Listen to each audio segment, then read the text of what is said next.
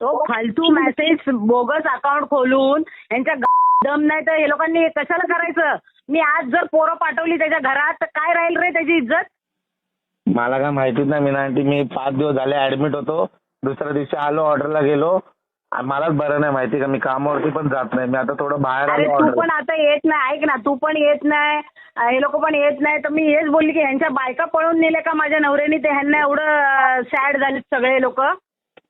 नाही ना मीना आंटी, मला खरंच नाही बरं नाही वाटत आहे, माहिती का. मी आता पण आज ऑर्डरला आलोय आणि थोडं बेलापूरला काम होतं म्हणून इथं नवी मुंबईला आलोय. त्याच्या आईला ऐक ना, त्याच्या आईला फोन कर, त्याच्या बहिणीला फोन कर. मी आता उद्यापासून असं चालू करेल की बायका घरात पाठवून मारायला लावेल मी त्याला. काय मी काय असेल बोलून घेतो मीना आंटी. काय ते पेका करून काय असेल ते फालतूगिरी आहे बघ ना. तो आनंद भोईर तो जो करतोय, तो दुसऱ्यांच्या बायकांच्या घरात जाऊन आणि मग रस्त्यावर त्याला मारतात सगळेजण. त्याची लायकी काढलेली आहे आणि आता त्याला एवढा पुळका आलेला आहे दुसऱ्यांच्या बायकांची तो हे करतोय. तर त्याचं पण वाट लावायला मला टाइम नाही लागणार. आता काहीच बोलत नाही. ती आगरी घुसलेली आहे ना, त्यांची कशी काय वाजवायची ती मी वाजवणार आहे. असं केलं ते लोकांनी की त्यांच्या बायका पळून गेल्यात किंवा त्यांच्या बायकांबरोबर गेले कोण म्हणून. नाही मी भेटतो. मी अण्णाला पण सांगितलं, कारण की आलिशा पण बोलली ना पांड्याच्या एवढी चरबी का आली, तो काय एवढा उडतोय. त्याला विचारायचं त्याच्या घरी येतोय का भूषण झोपायला म्हणून. काय मी बोलतो मीना आंटी काय ते फालतू कमेंट करतात हे लोक. यांच्या असेल तर या ना 1 to 1 माझ्या समोर येऊन बोल ना. 16 तारखेनंतर तुम्हाला काय दाखवायचं आहे ना मी दाखवेल.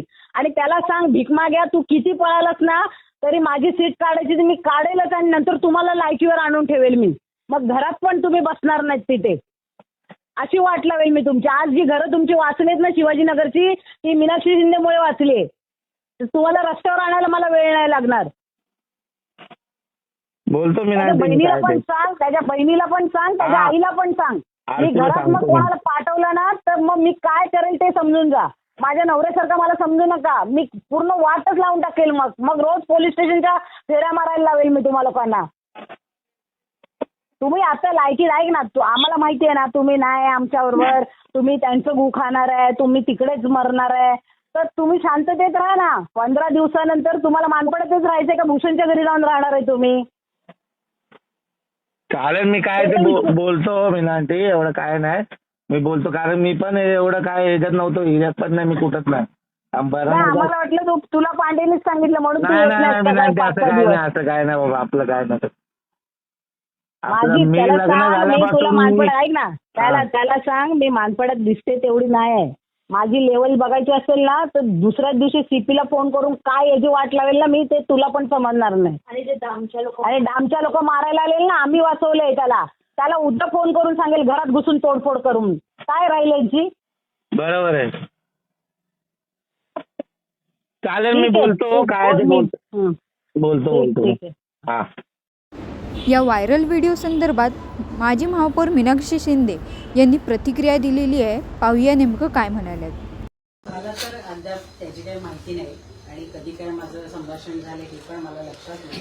पण आता मला दुसऱ्यांकडनं कळलं, जे माझे मित्रपरिवारातले आहेत त्यांनी मला सांगितलं की जातीय राजकारण करण्यासाठी अशा प्रकारे काहीतरी त्या व्हिडिओमध्ये जातीचा उल्लेख करून काहीतरी शब्द मॉर्क केलेले आहेत आणि ते टाकले गेलेले आहेत. तर मला असं वाटतं की माझ्या कामाची उंची सगळ्यांना माहिती की ती त्यांना पार करता येणार नाही आणि वैचारिक लढाई ही विरोधकांना माझ्याबरोबर करता येणं शक्य नाही.